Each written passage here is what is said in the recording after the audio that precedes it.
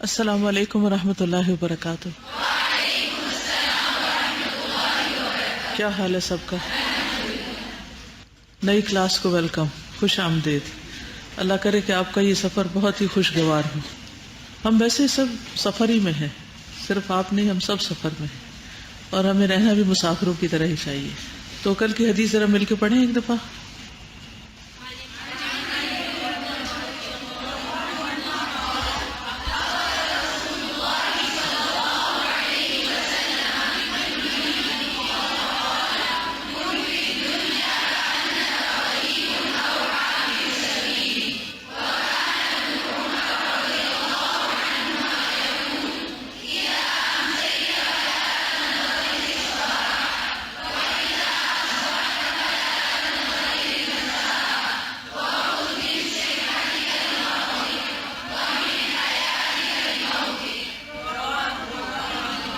اس حدیث کا مرکزی نقطہ کیا ہے؟ سینٹرل پوائنٹ کیا ہے؟ دو لفظ چاہیے صرف، جی۔ How to spend your life, آخرت اورینٹڈ لائف۔ اوکے، دنیا فانی ہے، دنیا سے بے رغبتی، دنیا کی حقیقت، ٹھیک ہے۔ اس پوری حدیث میں سے اپنی پسند کا، یعنی جتنے بھی الفاظ ہیں حدیث کے، ان میں سے ایک لفظ چن کے بتائیے کہ آپ کو سب سے زیادہ وہ کون سا لفظ ہٹ کیا ہے۔ تو پھر آپ کو کیوں نہیں سمجھ آ رہی کہ حدیث کیا کہنا چاہ رہی ہے؟ آپ یوں کہہ سکتے ہیں، دنیا سے اجنبیت، اجنبی انسان، کچھ بھی ریلیٹڈ ٹو اجنبی، ٹھیک ہے۔ کسی بھی اجنبی شخص کا، یہ جو آج نئے لوگ آئے نا، یہ بھی ایک طرح سے کیا ہے یہاں؟ اجنبی۔ تو جب ہم کہیں پر بھی اجنبی ہوتے ہیں تو کیا محسوس ہوتا ہے؟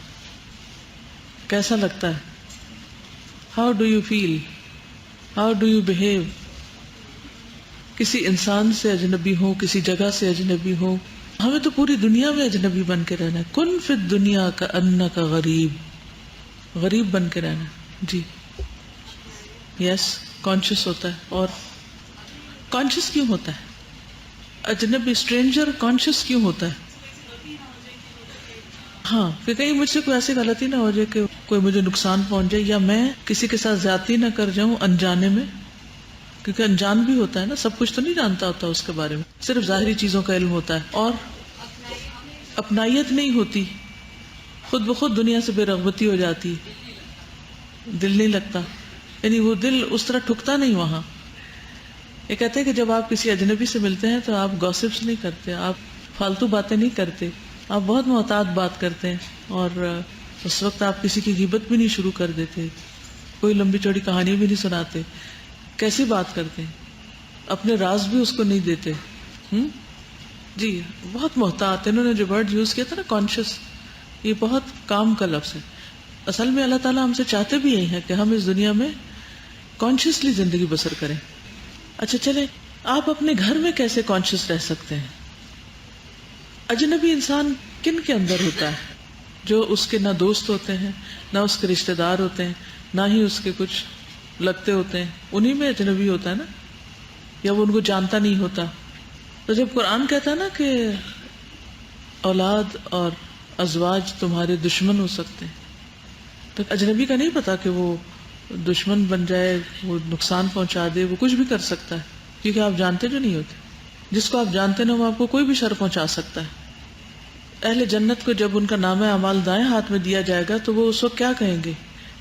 انا کننا قبل فی اہلنا مشفقین، ہم اپنے گھر والوں میں ڈرتے ہوئے رہتے تھے۔ گھر کے اندر ڈر، یہ کیا چیز ہوتی ہے؟ جنت والے گھر کے اندر بھی ڈرتے ہیں، ورنہ گھر کے اندر کیا ہوتا ہے؟ انسان کیسے بہیو کرتا ہے، کیسے رہتا ہے؟ ہم پوری طرح ریلیکس ہوتے ہیں، جو دل میں آئے بولو، جو دل میں آئے کرو، جو دل میں آئے کھاؤ، ہر چیز اپنے دل کی مرضی کے مطابق کر رہے ہوتے ہیں۔ لیکن اہل جنت دنیا کے گھروں میں ڈر کے رہتے تھے۔ کیوں؟ کیونکہ کل قیامت کے دن ہو سکتا ہے ہمارے گھر والوں میں سے ہی کوئی الٹا ہمارے خلاف گواہ بن جائے۔ یوم یفر المرء من اخیہ و امہ و ابیہ و صاحبتہ و بنیہ لن تنفعکم ارحامکم ولا اولادکم، تمہیں ہرگز فائدہ نہ دیں گے، نہ تمہارے ارحام نہ تمہاری اولاد۔ تو خواہ کوئی کتنا بھی قریب ہو، کتنا بھی آپ سے محبت کرتا ہو، اور آپ بھی اس سے کتنی ہی محبت کرتے ہو، تو بھی محتاط رہنے کی ضرورت ہے کہ اس کی محبت میں ایسا کوئی غلط کام نہ کریں کہ جس کی وجہ سے لینے کے دینے پڑ جائیں. یعنی جب ہم کسی جگہ پر اجنبی ہوتے ہیں، مثلا آپ کسی دوسرے ملک کے شہر میں گئے، وہاں آپ ہوٹل میں رہ رہے ہوتے ہیں، ایون دو آپ کرایہ پے کر رہے ہوتے ہیں، لیکن کبھی آپ نے اس کمرے کی کسی چیز کو اپنا سمجھا؟ آپ نے نہیں، میں نے قیمت دی ہوئی آج کے یہاں رات رہنے کی، میں جو چاہوں جس چیز سے کروں. کر سکتے ہیں؟ نہیں کر سکتے. اسی طرح اس دنیا میں رہتے ہوئے ہم یہ نہیں کر سکتے کہ جس چیز کو جیسے چاہیں استعمال کریں. ہمیں اس کا حق نہیں ہے. یس. اجنبی انسان تھوڑی دیر کے لیے ہوتا ہے، پھر مانوس ہو جاتا ہے، اور پھر دل لگا لیتا ہے، اور پھر وہ وہیں کا ہو جاتا ہے. تو آخرت کے مقابلے میں دنیا کی ساری مدت کیا ہے؟ بس اتنی دیر ہے کہ جس میں انسان یہاں دل نہیں لگا سکتا، کیونکہ جس نے دل لگایا وہ گیا. یعنی دنیا میں رہتے ہوئے دنیا سے ڈیٹیچڈ ہونا کہ یہ ہماری نہیں. اور ویسے بھی اگر آپ دیکھیں تو کون سی چیز ہمیشہ ہمارا ساتھ دے گی؟ کوئی ایک چیز بتا دیجئے. مال یا اعمال؟ اعمال. یس.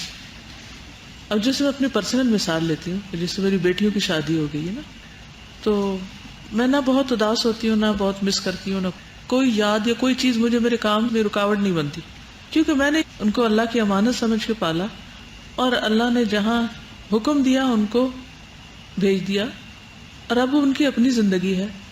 وہ مجھے پوچھیں یا نہ پوچھیں، میری کسی چیز کی کیئر کریں یا نہ کریں، مجھے کوئی کمپلینٹ نہیں. کیوں؟ کوئی شکوہ نہیں، کوئی غم نہیں، کوئی رنج نہیں، نہ گلہ ہے دوستوں سے، نہ شکایت زمانہ. کیوں؟ جب ہم اپنے بچوں کو بھی بہت زیادہ اون کرنے لگ جاتے ہیں نا، تو پھر کیا ہوتا ہے؟ غم ہی غم. اور جب ہم سمجھتے ہیں اللہ کی امانت ہے تو وہ غم نہیں ہوتے. پھر کسی بھی چیز کے ساتھ یہ رویہ اختیار کر کے تو دیکھیں، تو آپ کے غم ختم ہو جائیں گے. ان سارے غموں کو ریپلیس کرنا ہے کسی ایک غم سے، اور وہ ہے غم آخرت، کہ وہاں کیا بنے گا میرا. اگر دنیا کی ہر چیز آپ کے فیور میں جا رہی ہے، آپ جو چاہتے ہیں وہ ہو جاتا ہے، جو تمنا کرتے ہیں، جو خواہش کرتے ہیں، جو مانگتے ہیں وہ آپ کو ملتا جا رہا ہے، کوئی رکاوٹ نہیں، پھر بھی خوش ہونے کا کوئی مقام نہیں. کیوں؟ اگر ہر چیز مرضی کی ہو جائے تب بھی خوشی کی ضرورت نہیں. وہ کیوں؟ اور کسی پرائیڈ کی، اور کسی پھولنے کی، اور کسی بڑائی کی، اور کیوں؟ وائے؟ جی کیونکہ اس چیز نے ہمیشہ نہیں رہنا. اور اوکے، ہاں، اصل بات یہ تھی جو میں کہنا چاہ رہی تھی کہ ساری چیزیں بھی دنیا کے فیور میں ہو جائیں، اور اگر آخرت رسک پر ہے تو کچھ بھی نہیں، فیلئر ہے. تو جب ہر چیز بھی میری مرضی کے مطابق ہونے لگے تب بھی میرے دل سے آخرت کی فکر نہیں نکلنی چاہیے، وہ خوف نہیں نکلنا چاہیے، وہ ڈر نہیں نکلنا چاہیے کہ وہاں پتہ نہیں کیا ہوگا، یہ تو سیدھا ہو گیا، یہاں تو یہ مل گیا، یہاں تو بڑی واہ واہ ہو گئی، وہاں کیا ہوگا. کیونکہ ہماری فکر اس وقت تک ختم ہو نہیں سکتی، نہ ہونی چاہیے. نہیں، یہی ہے اجنبی ہونے کا مطلب. کن فی الدنیا کا انا کا غریب.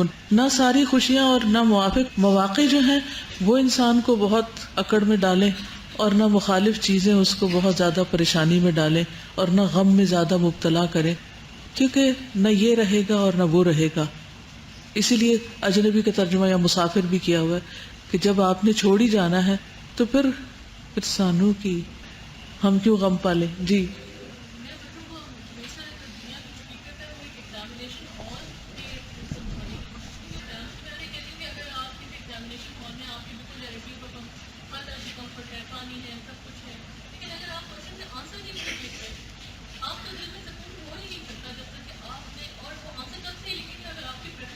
بالکل.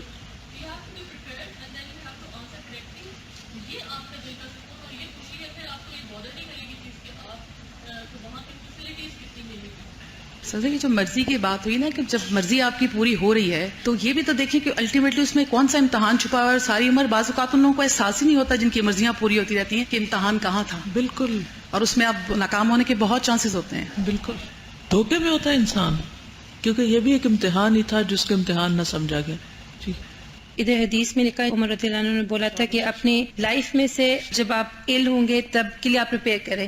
مطلب میں یہ سوچ رہی تھی کہ یہ کیوں لکھا ہوا ہے صحت اینڈ لائک illness اور پھر لائف اینڈ ڈیتھ. اس کا یہ کہ جب ہم ہیلدی ہوتے ہیں پریپریشن کب کرنی تو پریپیئر کرو کہ جب ہم نہیں کر سکیں گے سب کچھ, اور زندگی میں سے آپ اپنی لائک موت کے لیے آپ پریپیئر کر لو. یعنی آج اگر ہم صحت مند ہیں تو اپنی بیماری کے وقت کے لیے کچھ تیار کر کے رکھ لیں. جیسے جن عورتوں کو بیبی ہونا ہوتا نا تو وہ آخری دن کیسے گزارتی ہیں؟ کوئی ایسے ایکسپیرینس سے گزرا کہ آپ اکیلے تھے اور آپ نے سب کھانا بھی پکایا, 1 ہفتے کا پکا کے رکھ دیا, اور آپ نے کپڑے بھی سارے دھو دیے, پورا گھر صاف کر دیا, سب کچھ بچوں کے لیے تیار کر دیا, کیونکہ آپ کو پتا ہے کہ اب آپ اگلے کچھ دن یہ سب کچھ اس طرح نہیں کر سکیں گے.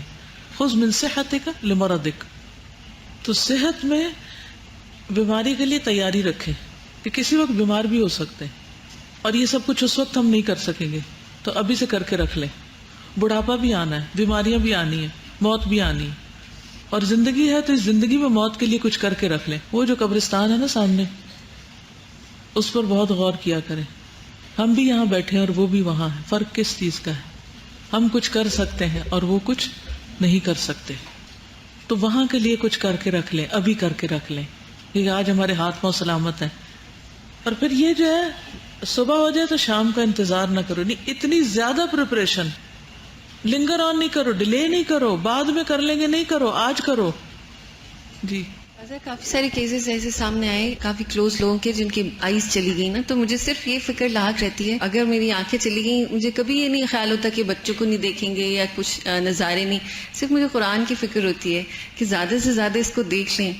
اللہ نہ کیا اگر کبھی آنکھیں چلی گئیں تو پھر اس کو دیکھ کیسے کچھ سکیں گے؟ بھی جا سکتا ہے نا, اچانک چلا جاتا ہے جو جانے والا ہوتا ہے. کچھ آپ ٹھیک ٹھاک رات سوئے ہوتے ہیں, صبح اٹھتے تو آپ کو کہیں درد نکلی ہوئی ہوتی ہے, کہیں تکلیف ہو رہی ہوتی ہے. ایک دن میں صبح اٹھی تو میری آنکھ میں شدید چبھن, میں نے سمجھا کچھ پڑ گیا ہوگا, وضو کیا, دھویا, سب کچھ کیا, لیکن وہ جا ہی نہیں رہا تھا. تو میں نے سارا اپنے آپ کو انالائز کیا, میں نے کیا کیا, میں نے کہا اور کچھ نہیں, کوئی گناہ کیا ہے استغفار کرو. کیونکہ بظاہر اگر نہیں بھی نظر آ رہا نا کہ اچھا کچھ ایسا کھایا نہیں, کچھ ایسی چیز دیکھی نہیں, کچھ نہ کچھ تو ہوا, ایسے بلا وجہ کچھ نہیں ہوتا. تو آپ کو پتہ بھی نہیں چلتا کس وقت کیا ہونے لگا ہے, اچانک ہی ہو جاتا ہے. اس سے پہلے کہ وہ اچانک ہو جائے, جو ابھی سب کچھ ملا ہوا ہے اس میں کچھ کر لو. تو چلیے اس حدیث کی ہم مزید ڈیٹیل دیکھتے ہیں. کن فی الدنیا کأنک غریب او عابر سبیل. دنیا میں اس طرح رہو گویا کہ تم اجنبی ہو, یعنی دنیا میں زہد اختیار کرو, دنیا کی طرف میلان نہ کرو, دنیا سے محبت نہ کرو, کیونکہ دنیا کی ہر چیز کا انجام جدائی ہے, ہر چیز نے چھوڑ جانا ہے. جس سے جتنی چاہو محبت کر لو لیکن بالآخر اس کو چھوڑ جانا ہے, یا وہ تمہیں چھوڑ جائے گا. اور پھر جیسے کل میں نے عرض کیا تھا کہ دنیا میں جو کچھ ہمیں ملا ہوا ہے اس میں سے کچھ بھی خالص نہیں, سب چیزوں میں ملاوٹ, کیونکہ یہ دنیا کی حقیقت ہے. دنیا میں کچھ خالص ہو ہی نہیں سکتا, اس لیے خالص کی توقع نہ رکھو. کسی چیز کی مثال دیجئے کہ جو خالص ہو, چاہے وہ کھانے کی ہو, چاہے ہوا ہو, چاہے پانی ہو, چاہے لوگ ہوں.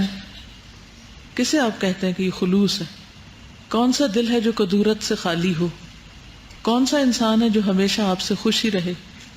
کون سا دن ہے جو صرف آپ کا خوشی میں ہی گزرے؟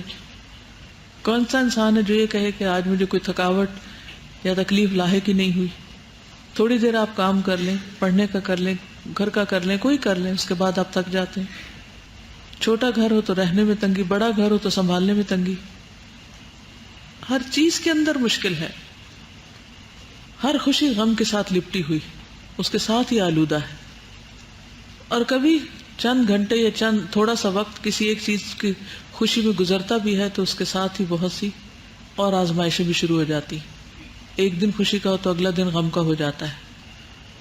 اور پھر اگر کچھ بھی نہ ہو تو موت اور بڑھاپا یاد کر کے انسان ویسے ہی پریشان ہو جاتا ہے. تو اس لیے انسان کو دنیا میں اجنبی بن کے رہنا چاہیے اور مسافر یا راہ چلتا ہوا, کیونکہ جو راہ چلتا ہوتا ہے وہ کہیں پر بھی بیٹھ نہیں جاتا, وہ کسی چیز سے دل نہیں لگاتا, وہ دیکھتا ہے, خوش ہوتا ہے, اپریشیٹ کرتا ہے, تعریف کرتا ہے. مثلاً آپ ایک ٹرین پر بیٹھے ہوئے ہیں اور ٹرین چلتی چلی جا رہی ہے اور آپ بھی اس میں مجبوراً چلتے ہی چلے جا رہے ہیں, رک نہیں سکتے, تو آپ کھڑکی سے باہر دیکھتے ہیں تو آپ کیا کرتے ہیں؟ دیکھو کتنا خوبصورت درخت ہے، یہ پھول کیسا ہے، یہ دریا کیسا ہے، یہ پہاڑ کیسا ہے، یہ لوگ کیسے ہیں، آسمان کیسے لگ رہا ہے، بادل کیسے لگ رہے ہیں، وہ دیکھو دیکھو بارش ہو رہی ہے. سب چیزوں کو آپ اپریشیٹ کرتے ہیں، لیکن اس میں سے کون سی چیز آپ ساتھ لے جا سکتے ہیں؟ کچھ بھی نہیں ساتھ لے جا سکتے. کوئی چیز آپ کی نہیں ہے. تو کسی چیز کو اپنا مت سمجھو، چاہے وہ وقتی طور پر امانتاً آپ کو دی گئی، چاہے اولاد ہے یا مال ہے یا کچھ بھی. اور اگر کوئی چیز امانتاً آپ کو دی گئی ہے تو اس کی اچھی طرح ٹیک کیئر کرو، اس امانت کا حق ادا کر دو. یعنی بچوں کی اچھی تعلیم و تربیت کیوں کرو؟ تاکہ اللہ تعالیٰ نے دی ہے نا امانت، تو اس کو اتنے احسن طریقے سے لوٹانا ہے کہ واقعی اللہ تعالیٰ ہم سے خوش ہو جائے. اللہ نے دیا ہے مال تو اس کو اتنے آسان طریقے سے استعمال کرنا کہ اللہ تعالیٰ دیکھے تو خوش ہو جائے. اللہ نے دی یہ زندگی اور جوانی امانت سمجھ کے برتیں اور ایسے ایسے کاموں میں لگائیں کہ اللہ تعالیٰ دیکھے تو خوش ہو جائے ہم سے کہ میرے بندے نے میری رضا کے کام کیے. آپ نے دو طرح کے لوگ دیکھے ہوں گے زندگی میں. ایک وہ ہوتے ہیں جو ہر وقت روتے رہتے ہیں، کمپلینٹس کرتے رہتے ہیں، اور ایک وہ ہوتے ہیں جو خود بھی سکون میں ہوتے ہیں اور آپ ان کے پاس بیٹھے تو سکون لے کے اٹھتے ہیں. دونوں میں فرق کس چیز کا ہوتا ہے؟ کس چیز کا فرق ہوتا ہے آپ بتائیں گے؟ اور وہ فرق کیوں ہوتا ہے؟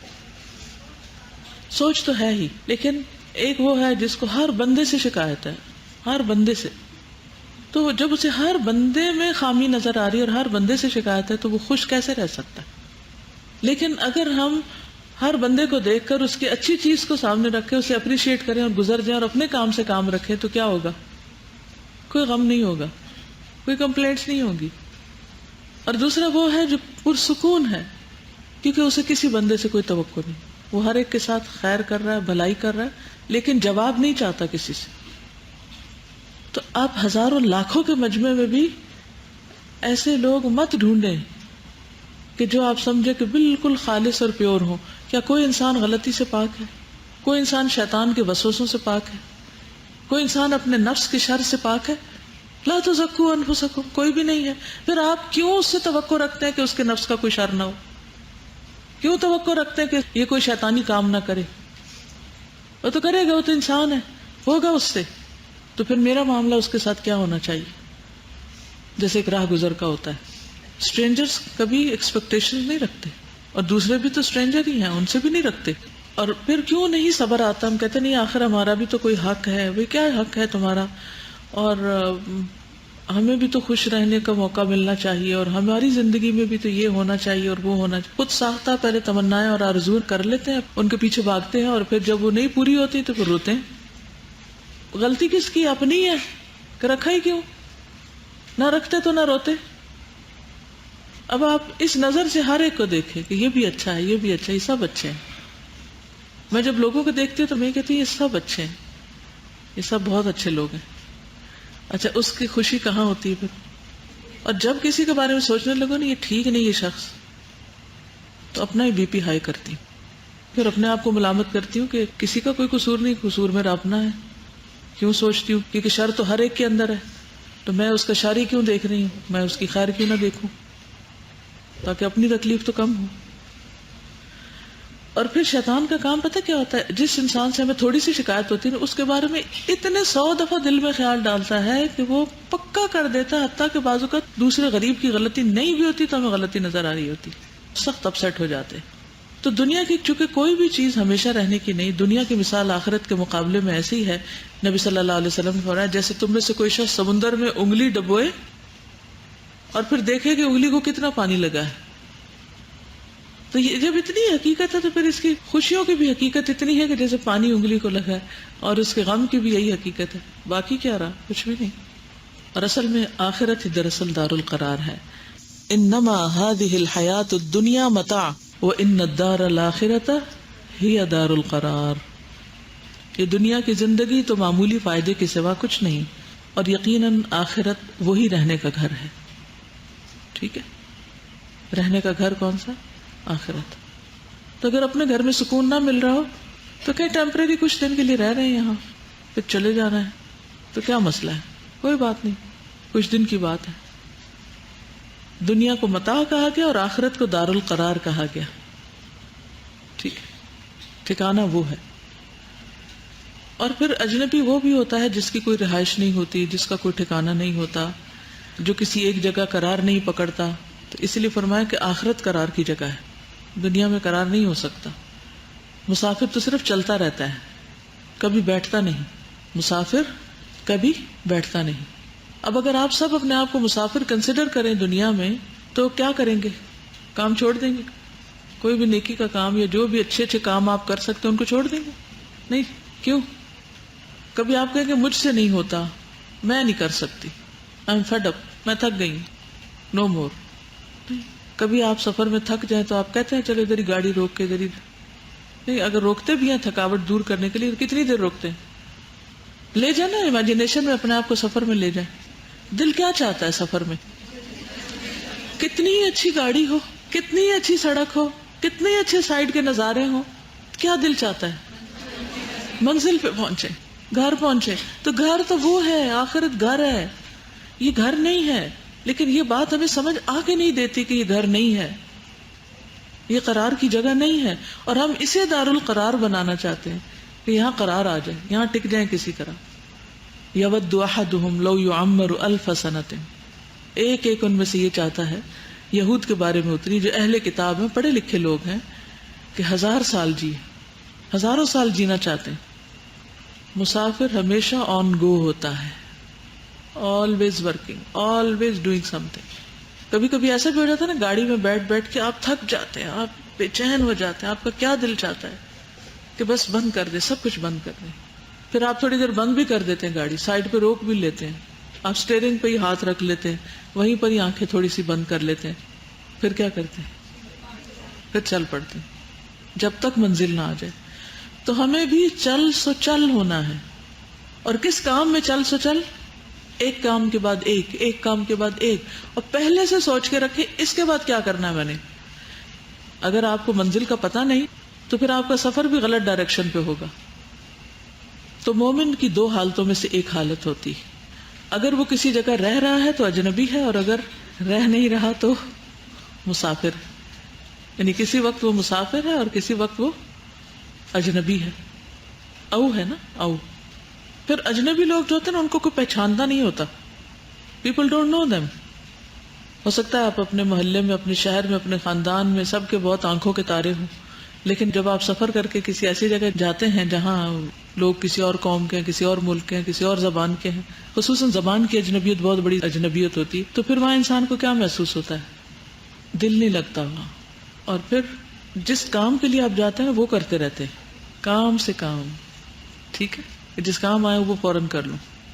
یا وہاں آپ اپنی پہچان کا کچھ شروع کر دیتے ہیں، اپنے کام پر فوکس کرتے ہیں، کیونکہ آپ کو واپس جانا ہے اور آپ کو یہ تھا کہ جتنی جلدی کام ختم ہو جائے اتنی جلدی اچھا ہے. جو اجنبی بن کے رہیں ان کے لیے خوشخبری بھی ہے. اجنبی وہ بھی ہوتا ہے جو کسی خاص معاشرے کے اندر وہ نہیں کر رہا ہوتا جو باقی سارے لوگ کر رہے ہوتے ہیں. ٹھیک ہے نا، آپ کسی کلاس میں، کسی اسکول میں، کسی کالج میں، کسی یونیورسٹی میں، کسی بزنس کی جگہ پر، کسی جاب کی جگہ پر، آپ سارے آس پاس کے ماحول سے بالکل مختلف ہوتے ہیں. چلو تم ادھر کو ہوا ہو جدھر کی والا طریقہ نہیں اختیار کرتے، کیونکہ آج آپ ان میں سے نہیں ہیں، آپ کا گھر تو کہیں اور ہے. تو ایسے اجنبیوں کے لیے خوشخبری ہے. طوبیٰ للغرباء. ہر شخص اس میں بڑا پراؤڈ فیل کرتا ہے نا کہ میرا فلاں قبیلہ ہے، فلاں رنگ ہے، فلاں نسل ہے، فلاں جگہ میرا گھر ہے، فلاں جگہ میں رہتا ہوں، یہ میرے پاس پاسپورٹ ہے، یہ میری آئیڈینٹی ہے. اپنی آئیڈینٹی بتا بتا کے ہم خوش ہوتے ہیں. کوئی کسی چیز پہ فخر کرتا ہے، کوئی کسی پہ. کچھ لوگ رنگ پہ، کچھ نسل پہ، کچھ حسب پہ، کچھ مال پہ، کچھ کسی اور چیز پر. تو جو اجنبی ہوتا ہے وہ کس کے سامنے ڈینگے مار سکتا ہے؟ اس کو اس سے دلچسپی نہیں ہوتی، کیونکہ دوسروں کو کوئی رسپانس ہی نہیں ہوگا، دوسروں کو آپ سے کوئی دلچسپی نہیں ہو سکتی. جی. جب آپ کافی عرصے کے لیے ٹریول کرتے رہتے ہیں نا، ایون جو آپ کی جگہ ہوتی ہے گھر کی، وہ بھی آپ کو ایک اجنبی جگہ لگنا شروع ہو جاتی ہے. کوئی جگہ آپ کو اس دنیا پہ پھر ایسی نہیں لگتی کہ یہ ہوم ہے، آپ ہوم کہیں پہ بھی نہیں فیل کرتے ہو. پھر اسی لیے آپ کو زیادہ ہوتا ہے کہ چلو ایک نہ ایک دن تو ہمیں کوئی ہوم ملے گا نا.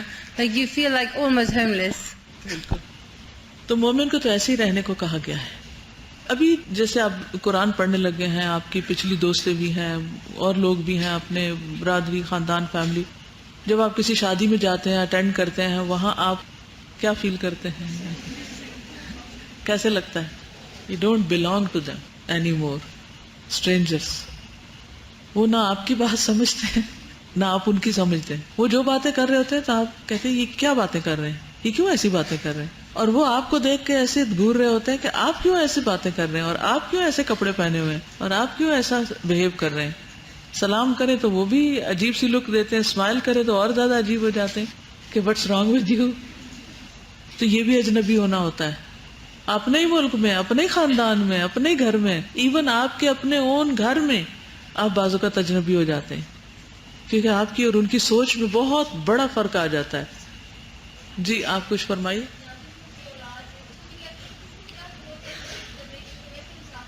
اچھا, وہ کہتی ہے کہ پنجابی میں جس کی اولاد وغیرہ نا اس کو بھی مسافر کہتے ہیں, کہ اس کو کیا ضرورت ہے کچھ بنانے کی, تو ویسے ہی مسافر ہے. یا کوئی بیمار ہو جائے تو اس کو بھی مسافر کہنے لگتے ہیں کہ تب چند دنوں کا مہمان ہے, تو مرنے والا ہے.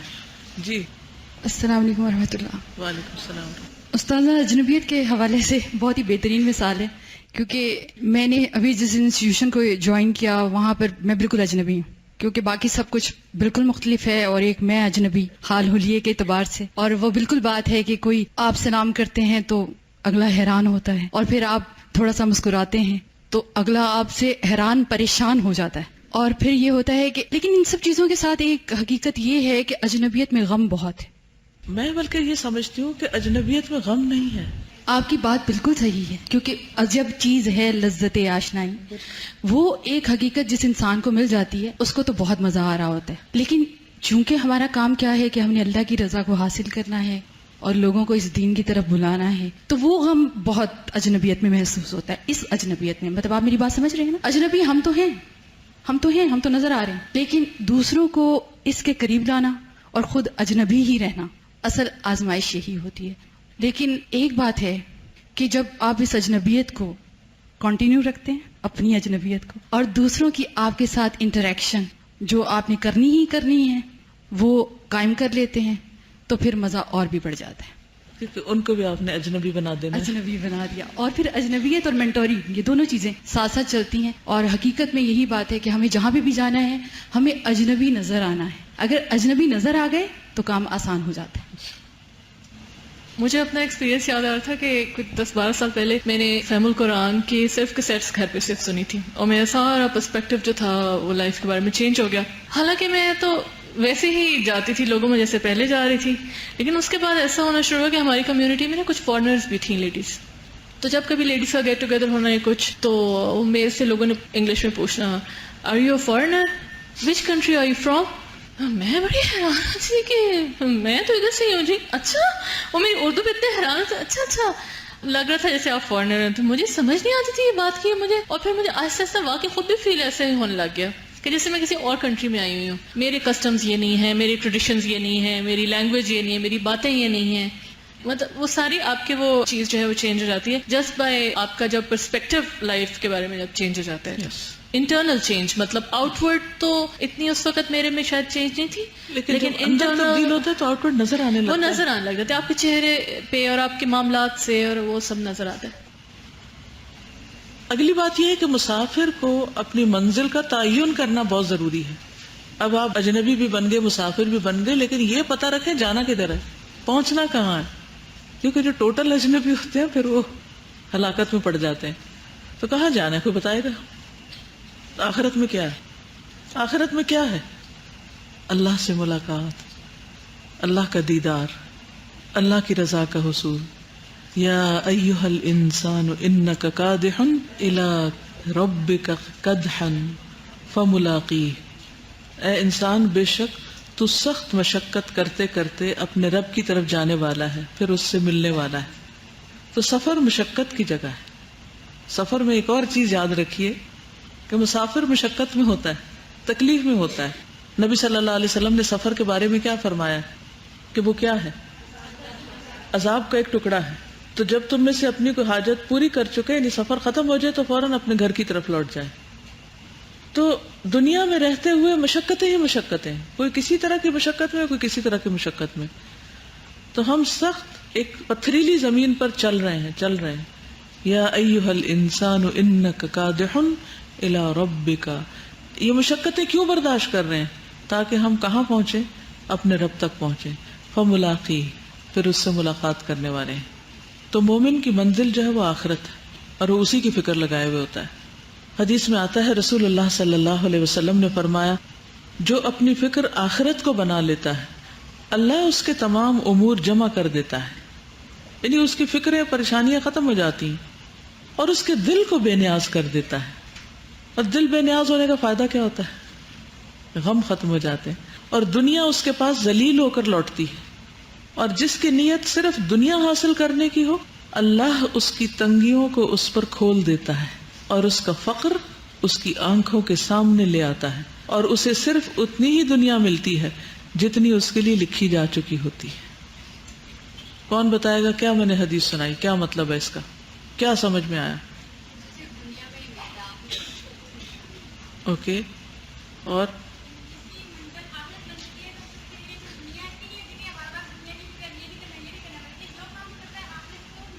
جی، تو اس کی ہر چیز فوکسڈ ہو جاتی، اللہ تعالیٰ اس کے سارے امور کو جمع کر دیتا ہے، کانا امرو فروتا نہیں رہتا.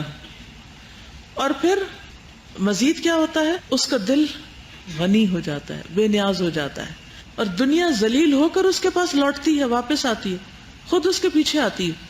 اور جس کی فکر صرف دنیا ہو جاتی ہے تو اس کا کیا ہوتا ہے، اللہ اس پہ تنگیاں کھول دیتا ہے، پریشانیوں کے دروازے کھول دیتا ہے اور اس کا فقر اس کی آنکھوں کے سامنے لے آتا ہے.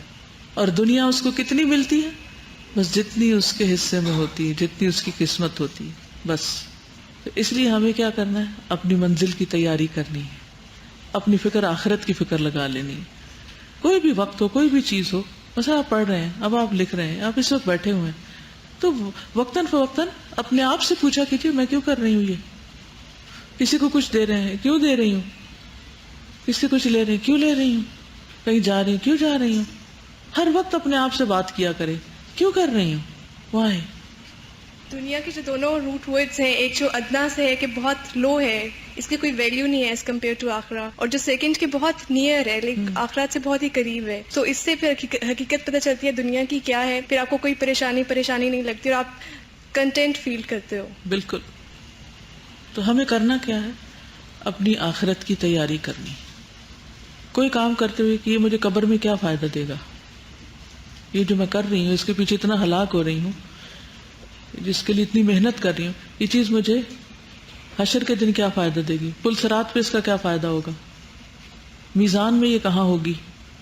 تو آپ دیکھیں گے کہ آپ کی پرائرٹیز بھی بہت اچھی فکس ہو جائیں گی اور غیر ضروری ساری چیزیں آپ کی زندگی سے نکل جائیں گی، بلکہ کم اہم بھی نکل جائیں گی. بیسٹ ٹائم مینجمنٹ ہو جائے گی، کیونکہ جب آپ کے گنے چنے کام رہ جائیں گے تو آپ مور فوکسڈ ہو جائیں گے، پھر آپ انہی پر زیادہ توجہ دیں، پھر ہر کام کرنے کا شوق آپ میں نہیں رہے گا. یہ بھی ایک بہت غلط شوق ہوتا ہے کہ میں ہر چیز کر لوں. اس کا نقصان کیا ہوتا ہے؟ کیا ہم اس قابل ہیں کہ ہر چیز کر لیں؟ نہیں، ہم نہیں ہر چیز کر سکتے. تو پھر جو ہر چیز کرنے لگتا ہے وہ کچھ بھی نہیں کر پاتا، وہ کہیں کا بھی نہیں رہتا. تو فوکس کرنا ضروری ہے.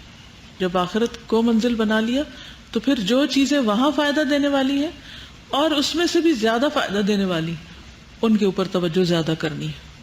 کچھ اور ہو یا نہ ہو وہ ضرور کرنا ہے. مثلا نماز کا حساب سب سے پہلے لیا جائے گا تو پھر انسان کیا کرے گا؟ سب سے زیادہ نماز کی فکر کرے گا. کچھ اور ہوتا ہے یا نہیں ہوتا، سارے کام چھوڑ کے وہ نماز پہ چل پڑے گا. لیکن جس کو یہ احساس نہیں کہ نماز کے بارے میں سب سے پہلے پوچھا جائے گا، وہ کیا کرے گا؟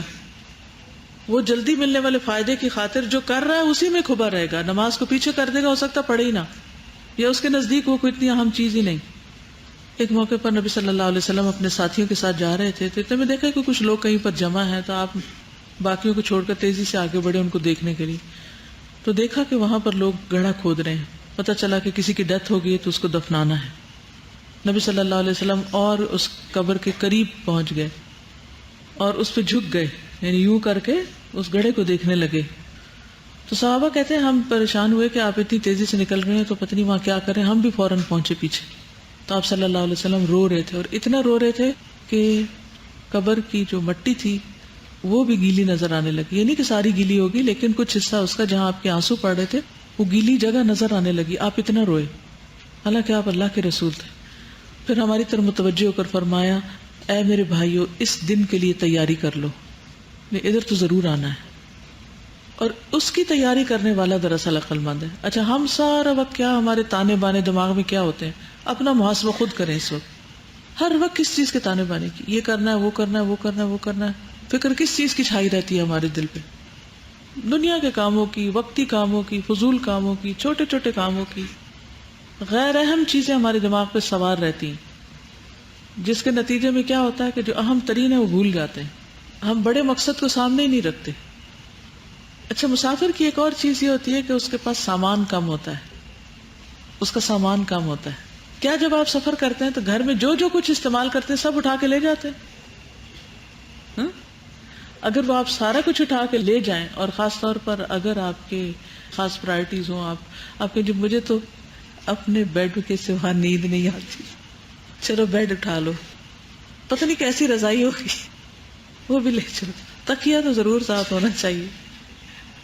بچپن میں ایسے پروگرامز دیکھتے تھے، ڈے ٹائم ٹیلی ویژن ہوتا تھا نا، اس پہ وہ لیڈیز کو خاص طور پہ بتاتے تھے کہ ہالیڈے پہ جانا ہے تو آپ کا چھوٹا سوٹ کیس جو ہے اس میں آپ کم سے کم کپڑے لے کے جاؤ جو آپ ڈفرینٹ طریقے سے میچ کر سکو، کہ آپ ڈفرینٹ آؤٹ فٹس پہن سکو. یہ بھی نہیں کہ 5 آؤٹ فٹس، 5 ڈفرینٹ آئٹمس. تو میں ہمیشہ سوچتی رہتی تھی کہ یہ اتنے کم کپڑے لے کے جا رہے ہیں. تو اب سمجھ میں آتا ہے کہ جب آپ کہیں پہ جاتے ہو آپ کو کوئی نہیں ضرورت پڑتی. مطلب میرا سوٹ کیس ابھی تک پیک پڑا، میں نے کھولا ہی نہیں ابھی تک. تو مطلب جب آپ بزی ہوتے ہیں اپنے لائف میں، آپ کو وہ چیزیں جو آپ سمجھتے ہو آپ کو چاہیے وہ بھی نہیں ضرورت پڑتی. بالکل.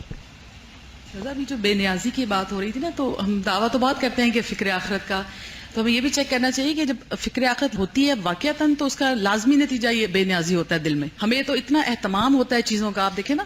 اور یہ جو نبی صلی اللہ علیہ وسلم نے فرمایا تھا کہ جائیدادیں اور جاگیریں اتنی نہ بناؤ کہ دنیا ہی کے ہو کر رہ جاؤ، یہ سامان کی جو بات ہو رہی ہے، اتنا جب اہتمام کریں گے ہر چیز میں تو پھر کہاں سے بے نیازی آئے گی؟ بالکل، تھوڑا اس کو کٹ ڈاؤن کرنے کی بھی ضرورت ہے ہمیں. شاباش. جب سامان کم ہوتا ہے تو سامان کے بجائے اصل مقصد پر توجہ زیادہ ہوتی ہے، اور اگر سامان زیادہ لے چلیں آپ تو پھر کیا ہوتا ہے؟ وہ بیگ کدھر ہے، وہ سوٹ کیس، وہ فلاں چیز کدھر ہے، وہ ایک چھوٹی سی بوٹلی بھی تھی، وہ بوٹل بھی تھی، وہ بھی تھا، وہ بھی کتنے گنو آئٹمس کتنے، اور آپ ذرا انجوائے نہیں کر سکتے. تو جب بہت زیادہ دنیا میں پڑ جاتے ہیں تو پھر بہت سا وقت ہمارا اسی سامان کے استعمال کرنے میں، اس کو صاف کرنے میں، اس کو سنبھالنے میں، اس میں ہی گزر جاتا ہے. تو یہ سوچ کر دیتے جایا کریں کہ اللہ کے پاس جمع کرانا نا، اللہ کے پاس مل جائے گا جا کے، کیونکہ وہ نکالنے سے کم ہوگا نا. تو نکالنے میں کیا چیز مدد دیتی ہے؟ مجھے یاد ہے کہ میں جب شاید فرسٹ یا سیکنڈ میں تھی تو مجھے اپنا ایک سوٹ بہت ہی پسند، بہت پسند. تو جب بھی امی کہتی کہ دے دو اس کو تو میں کہتی اس کو نہیں دے سکتی. اچھا پھر میں نے ایک حدیث سنی کہ انسان جو خرچ کرتا ہے وہ اس کی آخرت میں جمع ہو جاتا ہے، اور جو اس کے پاس ہوتا ہے وہ ختم ہو جاتا ہے. تو میں نے وہ پہ نکال دیا. میں نے کہا اب مجھے یقین ہے کہ اللہ تعالیٰ مجھے قیامت کے دن یہ دے گا تو میں وہاں لے لوں گی. اچھا اس بات نے کہ وہاں ملے گا آسان کر دیا. اچھا دنیا میں بھی ہم کیا کر رہے ہوتے ہیں؟ وہ چیزیں سنبھال کے الماریوں میں، درازوں میں، سیف میں ادھر ادھر رکھ رہے ہوتے ہیں نا، یہ ہر وقت ہاتھوں پہ اٹھائے ہوتے ہیں. جو بھی ہمارے مال اسباب ہے اس میں سے کتنا ہم ہر وقت ساتھ اٹھائے پھرتے ہیں؟ یہ بتائیے. کہیں رکھا ہوا ہوتا ہے نا، ساتھ تو نہیں ہوتا. چلو کسی وقت ضرورت کے تحت کام آ گیا، لیکن ہر وقت تو ساتھ نہیں ہوتا. تو آپ یہ سمجھے کہ ایک کھانا یہاں ہے اور ایک کھانا وہاں ہے، یہاں رکھ چھوڑوں یا وہاں رکھ دوں تو آسان ہو جائے گا. جی آپ کچھ کہنا چاہتے؟ میرے ذہن میں ابھی یہ بات آ رہی تھی کہ جب ہم کسی کے گھر جاتے ہیں تو اس کے مطابق اپنے سامان میں ترجیحاً وہ چیز رکھتے ہیں. تو ابھی تک ہم اس چیز کو فوکس ہی نہیں کر سکے کہ اللہ ہم سے کیا ڈیمانڈ کر رہا ہے اور ہماری ترجیحات کیا ہیں اور قبر کی ترجیحات کیا ہیں. اس میں ہم ہر وہ عمل ثواب کی نیت سے کر لیتے ہیں لیکن قرآن اور سنت سے ثابت نہیں ہے. یعنی جو اکٹھا کر رہے ہیں اس میں بھی سلیکٹو ہوں کہ واقعی فائدے کی چیز کیا ہے یہاں اور وہاں کے لیے.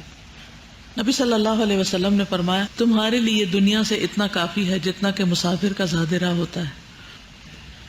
نبی صلی اللہ علیہ وسلم نے فرمایا تمہارے سامنے آخرت کی دشوار گزار گھاٹی ہے جس سے صرف وہی نجات پائے گا جو ہلکا ہوگا، یعنی جس کے گناہ ہلکے ہوں گے، دنیا کی محبت کم ہوگی. عمر بن خطاب سے روایت ہے کہ میں رسول اللہ صلی اللہ علیہ وسلم کے پاس گیا. آپ ایک چٹائی پہ لیٹے ہوئے تھے، میں بیٹھ گیا. آپ نے اپنا تہبند قریب کر لیا، کوئی دوسرا کپڑا آپ کے پاس نہ تھا، چٹائی کا نشان آپ کی کمر میں پڑا ہوا تھا، اور میں نے اپنی نگاہ آپ کے کمرے کے خانے کی طرف دوڑائی جس میں سامان رکھا جاتا ہے. دیکھا تو مٹھی بھر جو شاید ایک سا ہوں گے اور اسی طرح تھوڑی سی کیکر کی چھال کمرے کے ایک کونے میں تھی، ایک پرانی مشق لٹک رہی تھی، یہ دیکھ کر میری آنکھوں سے بے اختیار آنسو نکل آئے۔ آپ نے فرمایا اے خطاب کے بیٹے کیوں رو رہے ہو؟ میں نے عرض کیا اللہ کے نبی میں کیوں نہ روؤں، یہ چٹائی آپ کے پہلو مبارک میں نشان ڈالے ہوئے، اور یہ آپ کا توشہ خانہ جو دیکھ رہا ہوں، وہاں کسریٰ و قیصر کو دیکھیے کیسے باغوں اور نہروں میں رہتے ہیں، حالانکہ آپ اللہ کے رسول اور اس کے چنے ہوئے ہیں، اور آپ کا یہ توشہ خانہ۔ آپ نے فرمایا اے خطاب کے بیٹے کیا تو اس پر راضی نہیں کہ ہم کو آخرت ملے اور ان کو دنیا ملے؟ کیا نبی صلی اللہ علیہ وسلم غریب تھے؟ تو پھر اتنی کم چیزیں کیوں تھی؟ بے نیاز تھے، اور جو کچھ آتا تھا کیا کرتے تھے؟ اس کو صدقہ کر دیتے تھے، وہ جمع کر رہے تھے۔ بچا ہوا کھانا ہم لوگ اسٹور کر دیتے ہیں، اور ہمارے پاس چیزیں بھی اتنی زیادہ ہوتی ہیں کیونکہ ہم آگے پلاننگ کر رہے ہوتے ہیں کہ کل بھی چاہیے ہوگا، پرسوں بھی۔ تو جب میں پڑھتی ہوں صحابہ کرام کے بارے میں کہ کھانا آتا تھا تو اس طرح ہوتا تھا کہ پورے محلے میں سے واپس اسی گھر میں آ جاتا تھا کہ کوئی بھی اپنے پاس اسٹور نہیں کرتا تھا۔ تو یہ کیا ڈفرینس تھا کہ جو صبح ہو تو شام کا انتظار نہ کرو، شام ہو تو صبح کا، تو یہ چیز ان میں کتنی زیادہ تھی۔ یہی تو فرق ہے ہمارے میں اور ان میں ابھی۔ اور پھر ہم اپنے آپ کو کتنا اچھا سمجھتے ہیں، یہ سب کچھ ویسے ہی کر کے جیسے کوئی ایک دنیا دار انسان کرتا ہے، تو پھر بھی خود کو کتنا ہم عقل مند سمجھتے ہیں، کتنا نیک سمجھتے ہیں خود کو۔ نبی صلی اللہ علیہ وسلم نے فرمایا تم میں سے ہر ایک کو دنیا میں ایک خادم اور ایک سواری کافی ہونی چاہیے، بہت ساری گاڑیوں کی ضرورت نہیں، اور خادموں کی فوج نہیں ہونی چاہیے۔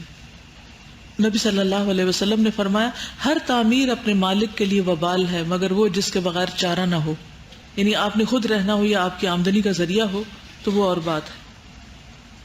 پھر اسی طرح مسافر کم سوتا ہے، مسافر کی نیند ڈسٹرب ہوتی، کیا خیال ہے؟ جو کچھ سفر میں گزرتا ہے نا اس سب پر غور کیجیے، کیونکہ ہمیں یہ کہا جا رہا ہے نا مسافر کی طرح رہو، تو مسافر کی نیند کم ہوتی۔ کیوں کم ہوتی؟ کس وجہ سے کم ہوتی؟ بعض اوقات آپ کو فلائٹ ارلی لینی ہوتی ہے، آدھی رات فلائٹ جا رہی ہوتی ہے، کبھی آپ دیر سے گھر پہنچ رہے ہوتے ہیں، کبھی آپ دیر سے سفر شروع کر رہے ہوتے ہیں، اور کبھی آپ جس جگہ پر جاتے ہیں وہاں کا موسم فرق ہوتا ہے، رہن سہن فرق ہوتا ہے، تو آپ کو بستر سوٹ نہیں کرتا، آپ کو موسم سوٹ نہیں کرتا، تو اس طرح آپ نہیں سو سکتے، آپ کی نیند ڈسٹرب ہوتی۔ تو جب نیند ڈسٹرب ہو تو کیا کرنا چاہیے؟ اگر رات کو جاگنا پڑے تو کیا کرنا چاہیے؟ پھر اس وقت کو بھی صحیح طور پر استعمال کرنا چاہیے، کیونکہ قیامت کے دن ان المتقین فی جنات وعیون آخذین ما آتاہم ربہم انہم کانوا قبل ذلک محسنین کانوا قلیلا من اللیل ما یہجعون وبالاسحار ہم یستغفرون۔ بے شک متقی لوگ باغوں اور چشموں میں ہوں گے، لینے والے ہوں گے جو ان کا رب انہیں دے گا، یقیناً وہ اس سے پہلے نیکی کرنے والے تھے، وہ رات کو بہت تھوڑا سوتے تھے اور رات کی آخری گھڑیوں میں وہ بخشش مانگتے تھے۔ اور مسافر کا کیا کام ہوتا ہے؟ اس کا کھانا پینا کم ہوتا ہے، کھانا پینا وہ ضرورت کا ہوتا ہے۔ پچھلے دن ہم کہیں پر تھے تو کسی شخص کو ایک ڈرنک آفر کیا گیا، تو اس نے کہا نہیں میں یہ نہیں پی سکتا کیونکہ میں ٹریول کر رہا ہوں۔ تو اکثر جب ہم ٹریول کر رہے ہوتے ہیں تو ہم سوچ سمجھ کے کھاتے پیتے ہیں تاکہ ہمیں واش روم نہیں جانا پڑے، بیمار نہ پڑ جائے۔ گھر میں کیجول انداز ہوتا ہے، سو وٹ کچھ بھی ہو تو ٹھیک ہے، گھر ہے نا۔ پھر مسافر اس گاڑی میں بیٹھتا ہے جو اسے منزل تک پہنچائے، ادھر ادھر بھٹکتا نہیں پھرتا۔ اگلا حصہ حدیث کا مکمل کریں گے، اذا امسیت فلا تنتظر الصباح۔ السلام علیکم ورحمۃ اللہ وبرکاتہ۔ سبحانک اللہم وبحمدک، اشہد ان لا الہ الا انت، استغفرک واتوب الیک۔